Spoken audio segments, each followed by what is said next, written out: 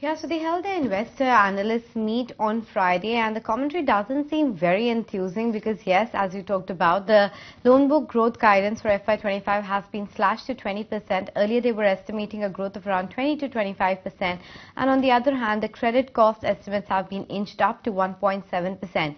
Not only that, the company has also indicated some initial stress in the microfinance segments, especially in the regions of Punjab, Haryana, Gujarat, Kerala and UP. So that's something that the street will watch out for because it will have an impact not only for Ujjivan Small Finance Bank but some of the other companies as well. The company says that overall they're looking at entering into new segments to increase the share in the secured end of the book because they are planning to apply for the universal bank license later in this year. The retail liabilities is something that they continue to have the focus on. The brokerages are a bit worried because we have seen EPS cuts to the tune of anywhere between 5 to 7%.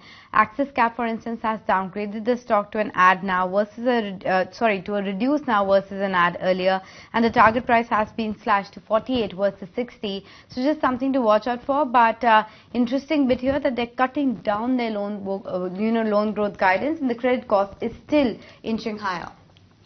The migration to small finance bank, which everybody thought is going to be a very smooth process, and if a microfinance company becomes a small finance bank and from small finance bank you become a universal bank, there would be disproportionate gains. I think that is where I think Ujjivan Small Finance Bank in a sense right now needs to prove itself.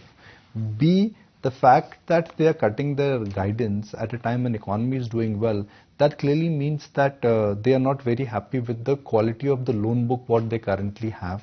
And I guess they really wanted to minimize what really could be called as taking extraordinary risk. So from the long-term standpoint, this is something which is good. But from a market standpoint, if a company is cutting growth, that means in the near term, it will create adjustments in terms of where you would grow.